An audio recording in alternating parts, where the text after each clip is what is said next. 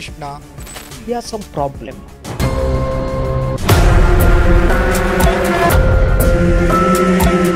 ಸ್ನೇಹಮಯಿ ದ್ವೇಷಮಯಿ ಆಗ್ಬಿಟ್ರ ಅಂತ ಆಪ್ತ ಮಿತ್ರ, ಅದರಲ್ಲಿ ಆ ಗಂಗಾ ನಾಗವಲ್ಲಿಯಾಗಿ ಬದಲಾಗ್ತಾಳೆ. ಈ ಸ್ನೇಹಮಯಿ ಓಕೆ ದ್ವೇಷಮಯಿಯಾಗಿ ಬದಲಾಗ್ತಿದ್ದಾಳೆ. ಇನ್ನು ಗಂಗಾ ನಾಗವಲ್ಲಿ ಆಗಿರೋದನ್ನ ನೋಡು. 14 ಸೈಟ್ನ ವಾಪಸ್ ಕೊಡ್ತಾರೆ ಅಂದ್ರೆ ಅದು ಸಣ್ಣ ಸಾಧನೆ ಅಲ್ಲ ಬಿಟ್ರೆ ಅದು ದೊಡ್ಡ ಗೆಲುವು sir. He is targeting somebody. ಸಿದ್ದರಾಮಯ್ಯನವ್ರನ್ನ ಜೈಲಿಗೆ ಕಳಿಸ್ಬೇಕು. ನೀವು ಸುಪ್ರೀಂ ಕೋರ್ಟ್ವರೆಗೆ ಫೈಟ್ ಮಾಡ್ತೀರಿ ಅಂತಾದರೆ ನಿಮಗಿರುವ ಆರ್ಥಿಕ ಬೆಂಬಲ ಯಾರು?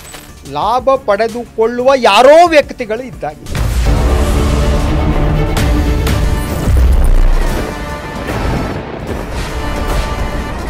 ಲೇಡೀಸ್ ಅಂಡ್ ಜೆಂಟ್ಲ್ಮೆನ್, ಈ ಸಾರ್ವಜನಿಕ ಹೋರಾಟ ಅನ್ನುವಂಥದ್ದು ಏನಿದೆಯಲ್ಲ, ಇದೆಲ್ಲಾದರೂ ಹಳಿ ತಪ್ತಾ ಇದೆಯಾ? ದಿಕ್ಕನ್ನು ಬದಲಿಸ್ತಾ ಇದೆಯಾ? ಸಾರ್ವಜನಿಕ ಹಿತಾಸಕ್ತಿಗೋಸ್ಕರ ಕೆಲಸ ಮಾಡುವವರು ಏನಾದರೂ ಸ್ವಾರ್ಥಿಗಳಾಗ್ತಾ ಇದ್ದಾರಾ? ಯಾಕಂದರೆ ಈ ಸ್ನೇಹಮಯಿ ಕೃಷ್ಣ ಇವರ ಹೋರಾಟದಿಂದ ಈ ಪ್ರಶ್ನೆಗಳೆಲ್ಲ ಉದ್ಭವ ಆಗ್ತಾ ಇದ್ದಾವೆ. ಅಫ್ಕೋರ್ಸ್ ಸ್ನೇಹಮಯಿ ಕೃಷ್ಣ ನಿನ್ನೆ ಅರೆಸ್ಟ್ ಆಗಿದ್ದಾರೆ. ಅರೆಸ್ಟ್ನ ಹಿಂದಿನ ಸತ್ಯಾಸತ್ಯತೆಗಳು ತನಿಖೆಯ ನಂತರ ತಿಳಿಯುತ್ತೆ. ಆದರೆ ಸ್ನೇಹಮಯಿ ಕೃಷ್ಣ ಅವ್ರ ಹಿಂದಿರುವಂಥ ಶಕ್ತಿ ಅಥವಾ ಅವರ ಹೋರಾಟದ ಟಾರ್ಗೆಟ್ ಅನ್ನುವಂಥದ್ದು ಈ ಎಲ್ಲವೂ ಕೆಲವು ಏನಂದರೆ ಪ್ರಶ್ನಾರ್ಹ ಅನ್ನುವಂತಹ ಕೆಲವು ವಿಚಾರಗಳನ್ನು ನಿಮ್ಮೆದುರಿಗೆ ಚರ್ಚೆ ಮಾಡಲಿಕ್ಕೆ ಹಿರಿಯ ಪತ್ರಕರ್ತರಾದಂಥ ಸನ್ಮಾನ್ಯ ಶ್ರೀ ಶಶಿಧರ್ ಭಟ್ ಅವರು ನಮ್ಮ ಜೊತೆಗಿದ್ದಾರೆ. ಬನ್ನಿ ಶಶಿಧರ್ ಭಟ್ರನ್ನ ಕಾರ್ಯಕ್ರಮಕ್ಕೆ ಸ್ವಾಗತಿಸೋಣ. ಸರ್ ನಮಸ್ತೆ, ಕಾರ್ಯಕ್ರಮಕ್ಕೆ ಸ್ವಾಗತ. ಏನು ಸರ್ ಇದು ಈ ಸ್ನೇಹಮಯಿ ದ್ವೇಷಮಯಿ ಆಗ್ಬಿಟ್ರಾ ಅಂತ? ಏನಿದು? ಒಂದು ಮೂಲಭೂತವಾಗಿ ಅವ್ರು ಪತ್ರಕರ್ತರಾಗಿದ್ದವರು, ಎರಡದವ್ರು ಮೈಸೂರಿನವರು, ಸಿದ್ದರಾಮಯ್ಯನವರ ಊರಿನವರು. ಒಂದು ಪತ್ರಿಕೆಯನ್ನು ಮಾಡಿದ್ರು, ಆ ಪತ್ರಿಕೆ ನಿಂತೋಯ್ತು, ಏನೋ ಆಯಿತು. ಅದಾದ ಮೇಲೆ ಅವರು ಹೋರಾಟಗಾರರಾಗಿ ಬದಲಾದರು. ಹೋರಾಟ ಮಾಡೋದು ತಪ್ಪಲ್ಲ, ಕರೆಕ್ಟ್. ಹೋರಾಟ ಮಾಡಲೇಬೇಕು. ಮತ್ತು ಪತ್ರಕರ್ತರಾಗಿ ಆಗಲಿ ಅಥವಾ ಒಬ್ಬ ನಾಗರಿಕನಾಗಲಿ ಆಗಲಿ ಅಧಿಕಾರಸ್ಥರನ್ನು ಪ್ರಶ್ನಿಸಲೇಬೇಕು. ಹೌದು, ಅದು ತಪ್ಪಲ್ಲ. ಆದರೆ ಈ ಪ್ರಶ್ನಿಸುವಾಗ ಒಬ್ಬ ಪತ್ರಿಕೋದ್ಯಮಿ ಆದವನಿಗೆ ನಮ್ಮ ಒಂದು ಸಂತತ್ವವೂ ಬೇಕು. ಅಂದರೆ ನಾವು ಯಾರ ಪರವಾಗಿಯೋ ಯಾರ ವಿರೋಧವಾಗಿಯೋ ಒಂದು ಅಸ್ತ್ರವಾಗಬಾರದು. ಹೌದು, ನಾವು ಬಹಳ ಮುಕ್ತವಾದ ಮನಸ್ಸಿನಿಂದ ಹೌದು ಹೋರಾಟವನ್ನು ರೂಪಿಸಬೇಕು, ಹೋರಾಟ ಮಾಡಬೇಕು, ಭ್ರಷ್ಟರನ್ನು ಹೊರಗಿಡಬೇಕು. ಹೌದು. ಆದರೆ ಈ ಒಂದು ಸ್ನೇಹಮಯಿ ಕೃಷ್ಣ ಅವರ ವ್ಯಕ್ತಿತ್ವವನ್ನು ಗಮನಿಸಿದರೆ ಸಮ್ ಪ್ರಾಬ್ಲಮ್ ಅಂತ. ಅದು ಯಾವ ರೀತಿಯ ಸಮಸ್ಯೆ ಅಂತ ಗೊತ್ತಿಲ್ಲ. ಒಂದು, ನೀವು ಬಹಳ ಅದ್ಭುತವಾಗಿ ಹೇಳಿದ್ರಿ, ಸ್ನೇಹಮಯಿ ದ್ವೇಷಮಯಿ ಆದರೆ ಅಂತ. ಅವರ ನಡವಳಿಕೆಯಲ್ಲಿ ದ್ವೇಷ ಕಾಣುತ್ತೆ. ನಿಮಗೆಲ್ಲ ದ್ವೇಷ ಕಾಣುತ್ತೋ ಸತ್ಯದ ಹುಡುಕಾಟಕ್ಕೆ ಬಹುದೊಡ್ಡ ಅಡ್ಡಿ ಅದು. ಹೌದು. ಯಾವಾಗ ಈ ಸ್ನೇಹಮಯಿ ಮೂಢ ಅನ್ನುವಂಥದ್ದು ಒಂದು ವಿಚಾರವನ್ನು ಎತ್ಕೊಳ್ತಾರೆ, ಈ ರೀತಿ ಅಕ್ರಮ ಆಗಿದೆ ಅಂತ ಹೇಳ್ತಾರೆ, ಈ ಕುರಿತು ದೂರು ನೀಡ್ತಾರೆ, ಏನೋ ಸ್ನೇಹಮಯಿ ಕೃಷ್ಣ ಏನೋ ಮಾಡ್ತಿದ್ದಾರೆ. ಯಾಕಂದರೆ ಸ್ವತಃ ಮುಖ್ಯಮಂತ್ರಿ ವಿರುದ್ಧ ಆರೋಪ ಮಾಡೋದು ಅಷ್ಟು ಸುಲಭ ಅಲ್ಲ, ಅಷ್ಟೆಲ್ಲ ದಾಖಲೆಗಳ ಸಮೇತ ಮಾಡೋದು ಅಷ್ಟು ಸುಲಭ ಅಲ್ಲ. ಆದರೆ ಈ ಸರ್ಕಾರಿ ದಾಖಲೆಗಳು ಸ್ನೇಹಮಯಿಗೆ ಯಾರು ಕೊಟ್ಟರು? ಸರ್ಕಾರದಲ್ಲಿ ಇರೋರೇ ಯಾರಾದರೂ ಕೊಟ್ರಾ? ಅದು ಸಿದ್ದರಾಮಯ್ಯನವ್ರಿಗೆ ಇರಿಸುಮುರುಸು ಉಂಟು ಮಾಡ್ಬೇಕಂತ ಕೊಟ್ರಾ? ಈ ರೀತಿ ಪ್ರಶ್ನೆಗಳು ಬಂದಿತ್ತು. ಎಸ್, ಅದು ಒಂದು ಯಾರೋ ಕೊಟ್ಟಿರ್ಬೋದು. ಅದು ಎರಡನೇ ಪಾರ್ಟ್ನಲ್ಲಿ ನೋಡೋಣ. ಮೊದಲನೇ ಪಾರ್ಟ್ನಲ್ಲಿ ಅವ್ರ ಉದ್ದೇಶ ಏನು? ಮೂಡ, ಮೈಸೂರಿನ ಮೂಡ ಏನಿದೆ ಅದು ಸೈಟ್ ಹಂಚಿಕೆ ವಿಚಾರದಲ್ಲಿ 50-50 ಅನುದಾನದಲ್ಲಿ ಏನಿತ್ತು ಆವಾಗ ಇವರಿಗೆ 14 ಸೈಟ್ಗಳನ್ನ ಕೊಟ್ಟಿದ್ದು ಅಕ್ರಮ. ಅದು ಆಗಿತ್ತು. ಸರಿ, ತನಿಖೆ ನಡೀತು. ಅದರಲ್ಲಿ ಸಿದ್ದರಾಮಯ್ಯನವರ ಪಾತ್ರ ಇತ್ತೋ ಇಲ್ವೋ? ಸೊ ಇದುವರೆಗಿನ ತನಿಖೆಯಲ್ಲಿ ಅವರ ಪಾತ್ರ ಇತ್ತು ಅಂತ ಎಲ್ಲೂ ಸಾಬೀತಾಗಿಲ್ಲ. ಹೌದು. ಅಂದರೆ ಅವ್ರು ಫೋನ್ ಮಾಡಿ ಆಗಲಿ, ಇವ್ರ ಹತ್ರ ಹೇಳಿ, ಏನ್ರಿ ನನ್ನ ಹೆಂಡತಿಗೆ ಪತ್ರನೂ ಬರ್ದಿಲ್ಲ, ಯಾರಿಗೂ ಹೇಳಿಲ್ಲ, ಯಾವ ದಾಖಲೆಗಳು ಇಲ್ಲ, ದಾಖಲೆ ಇಲ್ಲ. ಹೌದು. ಆದ್ರಿಂದ ಸಿದ್ದರಾಮಯ್ಯನವರು ಇದರಲ್ಲಿ ಮುಕ್ತರಾಗಿದ್ದಾರೆ, ಒಂದು ಕ್ಲೀನ್ ಚಿಟ್. ಆದರೆ ಅವರ 14 ಸೈಟನ್ನು ಅವರ ಹೆಂಡತಿ ವಾಪಸ್ ಕೊಟ್ಟಿರುವ ಕೀರ್ತಿ ಅದು ಸ್ನೇಹಮಯಿ ಕೃಷ್ಣ ಅವರಿಗೆ ಸಿಗಬೇಕು. ಮುಗಿದೋಯ್ತು, ಅಲ್ಲಿ ಒಳ್ಳೆ ಕ್ರೆಡಿಟ್ ಅದು, ಕ್ರೆಡಿಟ್ ಅದು. ಹೌದು, ಡಿಡ್ ಇಟ್. ಹೌದು. ಆದರೆ ಅವರ ವ್ಯಕ್ತಿತ್ವದ ಇನ್ನೊಂದು ಮುಖ ಕಾಣುವುದಕ್ಕೆ ಪ್ರಾರಂಭ ಆದದ್ದು ಇದಾದ ನಂತರದ ಬೆಳವಣಿಗೆಯಲ್ಲಿ. ಅಲ್ಲಿ ಸಂತೋಷ ಪಟ್ಟು ಸುಮ್ಮನೆ ಇರ್ಬೋದಾಗಿತ್ತು. ಅಲ್ಲ, ಅದು ದೊಡ್ಡ ಗೆಲುವು ಸರ್.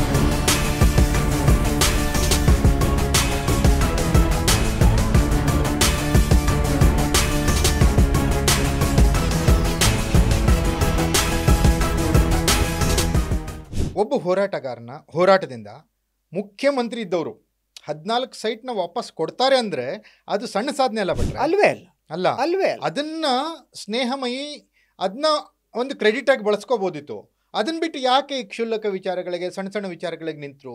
ಅದ್ರಲ್ಲಿ ಮೂಲ ಉದ್ದೇಶದ ಪ್ರಶ್ನೆ ಬರುತ್ತೆ. ಇಲ್ಲಿಯವರೆಗೆ ಒಬ್ಬ ಪತ್ರಿಕೋದ್ಯಮಿಯಾಗ ಸರಿ, ಸೈಟನ್ನು ವಾಪಸ್ ಕೊಡಿಸುವವರೆಗೆ, ಆ ಸೈಟ್ ವಾಪಸ್ ಕೊಡಿಸಿದ ಮೇಲೆ ಸ್ನೇಹಮಯಿ ಪತ್ರಕರ್ತರಾಗಿ ಇರಬೇಕಿತ್ತು. ಆದ್ರೆ ಈಸ್ ಟಾರ್ಗೆಟಿಂಗ್ ಸಂಬಡಿ ಅಂತ, ಅವರಿಗೆ ಟೆನಿ ಕಾಸ್ಟ್ ಏನಾದರೂ ಮಾಡಿ ಸಿದ್ದರಾಮಯ್ಯವ್ರನ್ನ ಜೈಲಿಗೆ ಕಳಿಸ್ಬೇಕು ಅನ್ನುವ ಹೇಳಿಕೆಗಳನ್ನು ಕೊಡೋದಕ್ಕೆ ಪ್ರಾರಂಭ ಮಾಡಿ, ಒಬ್ಬ ಪತ್ರಿಕೋದ್ಯಮನ ಉದ್ದೇಶ ಅಥವಾ ಹೋರಾಟಗಾರನ ಉದ್ದೇಶ, ಆಶಯ ಏನಿದೆ ಬಹಳ ಮುಖ್ಯವಾಗಿ ಏನು ತಪ್ಪಾಗಿದೆ ಸರಿಪಡಿಸಬೇಕು, ಇದನ್ನು ಮಾಡಬೇಕು. ಅದ್ರ ಜೊತೆಗೆ ಸಿದ್ದರಾಮಯ್ಯನವರ ಇನ್ವಾಲ್ವ್ಮೆಂಟ್ ಪ್ರೂವ್ ಆಗದಿರುವ ಸಂದರ್ಭದಲ್ಲಿ ಅವರನ್ನು ಜೈಲಿಗೆ ಕಳಿಸ್ತೀನಿ ಅಂತ ಸ್ಟೇಟ್.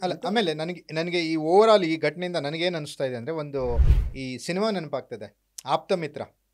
ಅದರಲ್ಲಿ ಆ ಗಂಗಾ ನಾಗವಲ್ಲಿಯಾಗಿ ಬದಲಾಗ್ತಾಳೆ ಅಂತ.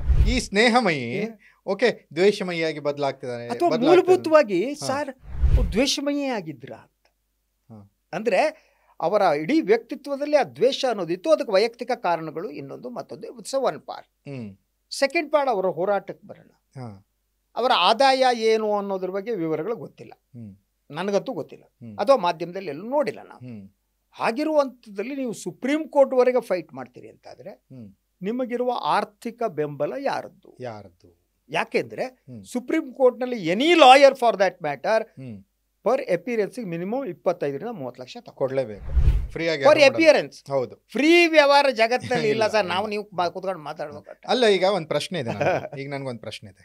ಈ ರೀತಿ ಯಾವುದೇ ಒಬ್ಬ ರಾಜಕೀಯ ವ್ಯಕ್ತಿಯ ವಿರುದ್ಧದ ಹೋರಾಟಕ್ಕೆ ಯಾರು ಬೇಕಾದ್ರೆ ಹೋರಾಟ ಮಾಡಲಿ, ಅದು ಸುದ್ದಿಗಳ ಹೋರಾಟ ಆಗಿರ್ಬೋದು, ಪತ್ರಕರ್ತರು ಮಾಡೋ ಹೋರಾಟ, ಅಥವಾ ಈ ರೀತಿ ಕೇಸ್ಗಳನ್ನು ಹಾಕಿಬಿಟ್ಟು ಹೋರಾಟ ಮಾಡೋರು ಸಾಮಾಜಿಕ ಕಾರ್ಯಕರ್ತರು ಅಂತ, ಅವ್ರಿಗೆ ಯಾರಾದರೂ ಅವರು ಸ್ಪಾನ್ಸರ್ ಅನ್ನೋದು ಇದ್ದೇ ಇರ್ತಾರೆ ಹಿಂದ್ಗಡೆ. Yes, that is what I am telling. ಆ ಸ್ಪಾನ್ಸರ್ ಅನ್ನೋದು, ಸ್ಪಾನ್ಸರ್ಶಿಪ್ ಇಲ್ದಂಗೆ ಇಷ್ಟೆಲ್ಲ ಮಾಡೋಕ್ಕಾಗತ್ತಾ ಅಂತ ಸಾಧ್ಯನೇ ಇಲ್ಲ. ಅಂತಹ ವರಮಾನ ಅವ್ರಿಗೆ ಇದ್ದಿದ್ದು ಗೊತ್ತಿಲ್ಲ ನನಗೆ. ಐ ಡೋಂಟ್ ನೋ, ನಾನು ತಪ್ಪಾಗಿ ಮಾತನಾಡೋದು ಇಷ್ಟ. ಆದರೆ ದ್ವೇಷಮಯ ಹಿಂದೆ ಲಾಭ ಪಡೆದುಕೊಳ್ಳುವ ಯಾರೋ ವ್ಯಕ್ತಿಗಳು ಇದ್ದಾರೆ. ಅದು ರಾಜಕೀಯವಾದ ಮಹಾನಾಯಕರು ಯಾರೋ ಇದ್ದಾರೆ, ಯಾರೋ ಸಂಬಡಿ ಮಹಾನಾಯಕರು, ಯಾವುದೋ ಒಂದು ನಾಯಕರು ಇರಬೇಕು, ಯಾರೋ ಫೈನಾನ್ಸ್ ಮಾಡ್ತಿರ್ಬೇಕು ಅಲ್ವಾ? ಅದರಿಂದನೇ ಅಂತ ಒಂದು ದುಡ್ಡಿಲ್ಲದೆ ಧೈರ್ಯ ಬರಲ್ಲ ಮನುಷ್ಯನಿಗೆ. ಹೌದು, ನೀವು ಸುಪ್ರೀಂ ಕೋರ್ಟ್ ವರೆಗೆ ಅವರಿರುವ ಮೈಸೂರು ಏರಿಯಾ ನಾ ಯಾರನ್ನೋ ಕೇಳಿದೆ. ಹೌದು, ಅವ್ರು ಎಲ್ಲಿದ್ದಾರೆ ಏನಿದೆ, ಆ ಏರಿಯಾ ಹೆಸರು ಹೇಳಿದ್ರು ಮರೆತುಬಿಟ್ಟೆ ನಾನು. ಅದು ಅತಿ ಸಾಮಾನ್ಯರು ಇರುವಂತ ಮಿಡ್ಲ್ ಕ್ಲಾಸ್ ಫ್ಯಾಮಿಲೀಸ್ ಇರೋಂಥ ಪ್ರದೇಶ. ಹೌದು, ಅದು ಏನೋ ಡಾಲರ್ಸ್ ಕಾಲೋನಿನೋ ಇದ್ರ ಕಾಲೋನಿ ಟೈಪ್ ಅಲ್ಲ. ಅದು ಸಾಮಾನ್ಯರು ಇರುವಂಥ ಏರಿಯಾದಲ್ಲಿ ಬದುಕ್ತಾ ಇದ್ದಾರೆ. ಅವ್ರ ಮನೆ ಹತ್ತಿರ ಒಂದು ಆಫೀಸ್ ಮಾಡ್ಕೊಂಡಿದ್ದಾರೆ. ಆಫೀಸ್ ಇದೆ, ಮನೆಗೆ ತಾಕಿ ಇರೋ ಆಫೀಸ್. ಅದು ಮೀರಿ ಇಲ್ಲ.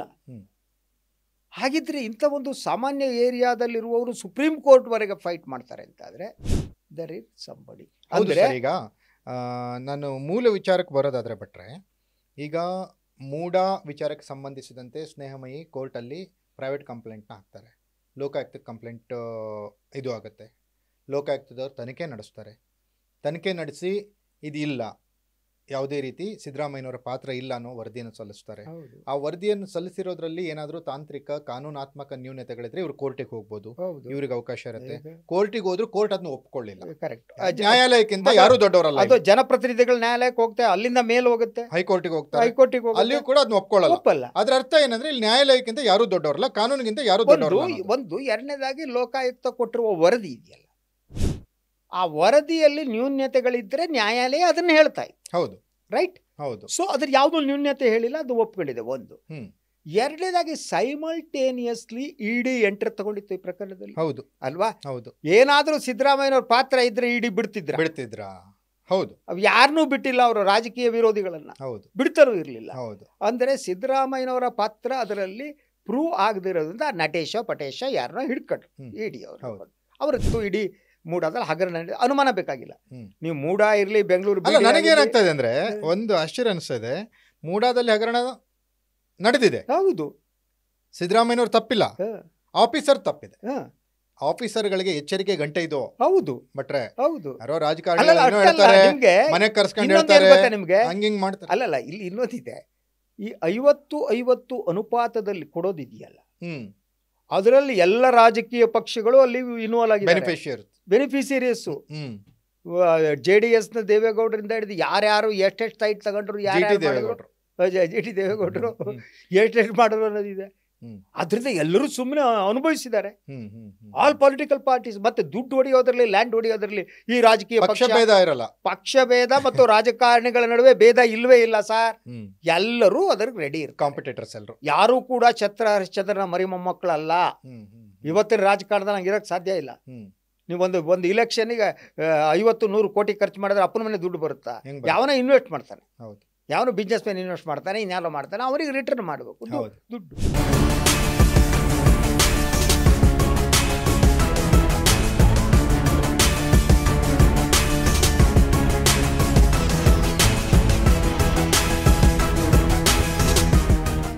ಅಲ್ಲ, ಈಗ ನನಗೆ ಮತ್ತೊಂದು ಪ್ರಶ್ನೆ ಏನಂದರೆ, ಈಗ ಈ ಯಾರು ಸ್ನೇಹಮಯಿ ವಿಚಾರದಲ್ಲಿ ಅವ್ರು ಏನು ಮಾಡ್ತಾರೆ ಅಂದರೆ, ಸಿದ್ದರಾಮಯ್ಯನವ್ರಿಗೆ ಯಾರು ಆಪ್ತರಿದ್ದಾರೆ ಅವ್ರನ್ನ ಟಾರ್ಗೆಟ್ ಮಾಡ್ಲಿಕ್ಕೆ ಶುರು ಮಾಡಿದರು. ಅದೇ ದ್ವೇಷಮಯಿಯಾಗಿ ಬದಲಾದ ಮೇಲೆ ಶಾಲಿನಿ ರಜನೀಶ್ ಮೇಲೆ ಮಾತುಕತೆ ಆಯಿತು. ಹಿರಿಯ IAS ಅಧಿಕಾರಿ, ಚೀಫ್ ಸೆಕ್ರೆಟರಿ. ಓಕೆ, ಅದಾದಮೇಲೆ ನಟೇಶ್ ಅನ್ನೋನು ಈ ದುಡ್ಡು ಆಡಿಯೋ ಒಂದು ರಿಲೀಸ್ ಆಯಿತು. ಇದಾದಮೇಲೆ ಒಂದು ಕಂಪ್ಲೇಂಟ್ ಲಾರ್ಜ್ ಆಗುತ್ತೆ. ನಿನ್ನೆ ಅವ್ರನ್ನ ಸಿಟಿ ಸಿವಿಲ್ ಕೋರ್ಟಲ್ಲಿ ಅರೆಸ್ಟ್ ಮಾಡ್ತಾರೆ. ಇಲ್ಲಿವರೆಗೂ ಬಂದು ಅಲ್ಲ, ಆಡಿಯೋದ ಒಂದು ಕತೆ ಇದೆ ನಿಮಗೆ. ಆ ಆಡಿಯೋದಲ್ಲಿ ಏನಿದೆ, ಅವ್ರು ರಿಲೀಸ್ ಮಾಡಿರೋ ಆಡಿಯೋದಲ್ಲಿ ನಾವು ವೈಯಕ್ತಿಕವಾಗಿ ಸ್ನೇಹಮಯಿ ಹತ್ರ ಮಾತನಾಡಬೇಕು. ಯಾರನ್ನು ಎಲ್ಲಿ ಮೀಟ್ ಮಾಡೋದು ಅವ್ರು ಮಾಡೋದು. ದುಡ್ಡು ಕೊಡ್ತೀರಿ ಅಂತ ಹೇಳಿದಾರಲ್ಲ? ಇಲ್ಲ, ಅವ್ರಿಗೆ ಮನವರಿಕೆ ಮಾಡೋದಿರ್ಬೋದಲ್ಲ, ಕೇಸ್ ಬಗ್ಗೆ ಮನವರಿಕೆ ಮಾಡಿಸ್ಬೋದು. ಅದನ್ನೇ ಹೇಳ್ತಾರೆ ಇದರಲ್ಲಿ. ಸೊ ನಾವು ಮೀಟ್ ಮಾಡಬೇಕು, ಅವ್ರು ಮೀಟ್ ಮಾಡಬೇಕು, ಅವ್ರನ್ನ ಸ್ವಲ್ಪ ಮಾತನಾಡ್ಸೋಣ, ಇನ್ನೊಂದು ಮಾಡೋಣ. ಎಲ್ಲಿ ಆ ಆಡಿಯೋದಲ್ಲೆಲ್ಲೂ ಹಣದ ವ್ಯವಹಾರದ ವಿಚಾರ ಇಲ್ಲ.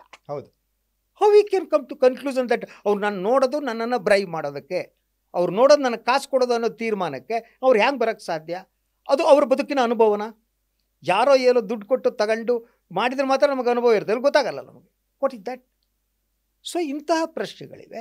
ಅದ್ರ ಜೊತೆಗೆ ನೀವು ಚೀಫ್ ಸೆಕ್ರೆಟರಿ ಯಾರ ಮೇಲೆ ಆರೋಪ ಮಾಡಬೇಕಾದ್ರೆ ಸ್ವಲ್ಪ ಜವಾಬ್ದಾರಿಯುತವಾಗಿ ಮಾಡಬೇಕು. ಅವರು ಮಾಡಿರುವ ಆರೋಪಗಳೇನಿದೆಯಲ್ಲ, ಈಗ ಆಡಿಯೋ ಚೆಕ್ ಮಾಡ್ತಿದ್ದಾರೆ, ಯಾವುದೋ ಫ್ಯಾಬ್ರಿಕೇಟ್ ಅಲ್ಲ ಸರ್. ಈಗ ಆ ಥರದ್ದೇನಾದರೂ ನಟೇಶನ್ ಪ್ರಮೋಷನ್ಗೆ ದುಡ್ಡು ಹೋಗೋದಾಗಿದ್ರೆ ಇಲಾಖೆಯವರು ಮಾಡ್ತಾರಲ್ಲ, ಇಲಾಖೆಯವರು ರೆಕಮೆಂಡ್ ಮಾಡ್ದಂಗೆ ಚೀಫ್ ಸೆಕ್ರೆಟರಿ ಫೈಲ್ ಅವ್ರು ಪುಟಪ್ ಮಾಡ್ತಾರಾ? ಚೀಫ್ ಸೆಕ್ರೆಟರಿ ಏಕೈಕ ಆದೇಶ ಮಾಡೋಕ್ಕಾಗತ್ತಾ? ಅದ್ರ ಜೊತೆಗೆ ಇವತ್ತಿನ ಸ್ಥಿತಿಯಲ್ಲಿ ನಿಮಗೂ ಗೊತ್ತು, ಬ್ಯೂರೋಕ್ರಸಿ ನಮಗೆಲ್ಲ ಗೊತ್ತಿದೆ. ಟ್ರಾನ್ಸ್ಫರ್ ಒಂದು ದಂಧೆ ಆಗಿದೆ, ಯಾವುದೇ ರಾಜಕೀಯ ಪಕ್ಷ ಆದರೂ. ಸೊ ಇಂಥ ಹುದ್ದೆಗೆ ಇಷ್ಟು ಅಂತ ತೀರ್ಮಾನ ಆಗಿದೆ, ಅಷ್ಟು ತಗೊಂಡೇ ಮಾಡ್ತಾರೆ ಕಣ್ರಿ. ಐ ಡೋಂಟ್ ಬಿಲೀವ್ ಇವತ್ತಿನ ಟ್ರಾನ್ಸ್ಫರ್ಗಳು ಟ್ರಾನ್ಸ್ಪರೆಂಟ್ ಆಗಿ ನಡೀತಾ ಇದೆ.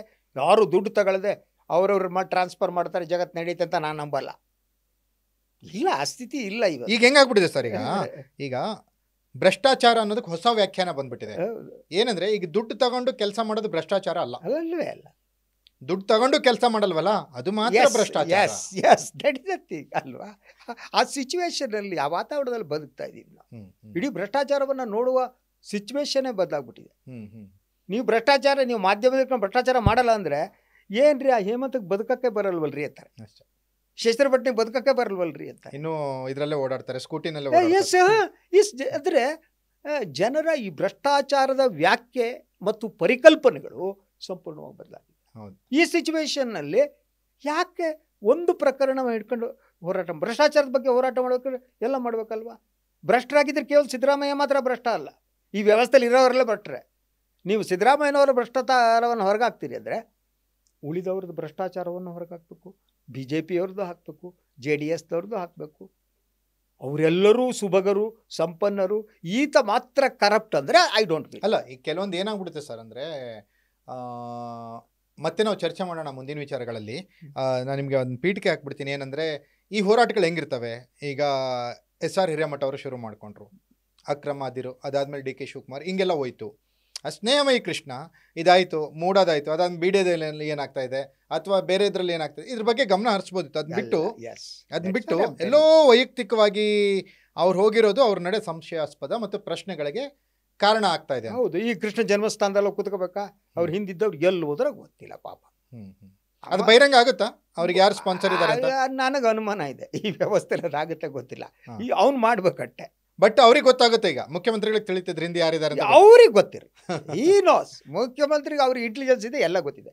ಯಾರ್ದು ಏನು ಮತ್ತೊಂದು ಅವ್ರ ಆಫೀಸ್ ಇಟ್ಕೊಂಡು ಸ್ನೇಹಮಯಿ ಅಲ್ಲಿ ಏನು ಮಾಡ್ತಾರೆ, ಆಫೀಸ್ ಯಾರ್ಯಾರು ಬರ್ತಾರೆ, ಏನೇನಾಗುತ್ತೆ, ಎವ್ರಿಥಿಂಗ್ ಈ ನೋಸ್ ಗೊತ್ತಿರುತ್ತೆ.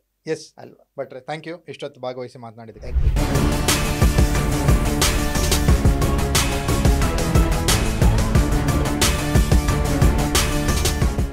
ನೋಡಿದ್ರಲ್ಲ ವೀಕ್ಷಕರೇ, ಇದು ಸ್ನೇಹಮಯಿ ದ್ವೇಷಮಯಿ ಆಗಿದ್ದು ಅಥವಾ ಹೋರಾಟ ಹಾದಿ ತಪ್ಪಿದ್ದು, ಅಥವಾ ಟಾರ್ಗೆಟ್ ಅಂತ ಆಗಿದ್ದು, ಅಥವಾ ಆ ಹೋರಾಟಕ್ಕೆ ಹಿನ್ನೆಲೆ ಬೇರೆ ಏನೋ ಇದೆ ಅನ್ನುವಂಥದ್ದು ಹಲವಾರು ಪ್ರಶ್ನೆಗಳು. ಆ ಪ್ರಶ್ನೆಗಳಿಗೆ ಉತ್ತರಗಳನ್ನು ಮಾನ್ಯ ಶಶಿಧರ್ ಭಟ್ ಅವರು ಕೊಟ್ಟರು. ಇದಾಗಿತ್ತು ವಿಶೇಷ ಪಾಡ್ಕಾಸ್ಟ್. ನೆಲ ಜಲ ಭಾಷೆಗಾಗಿ ನೋಡ್ತಾ ಇರಿ ಫೋಕಸ್ ಟಿವಿ.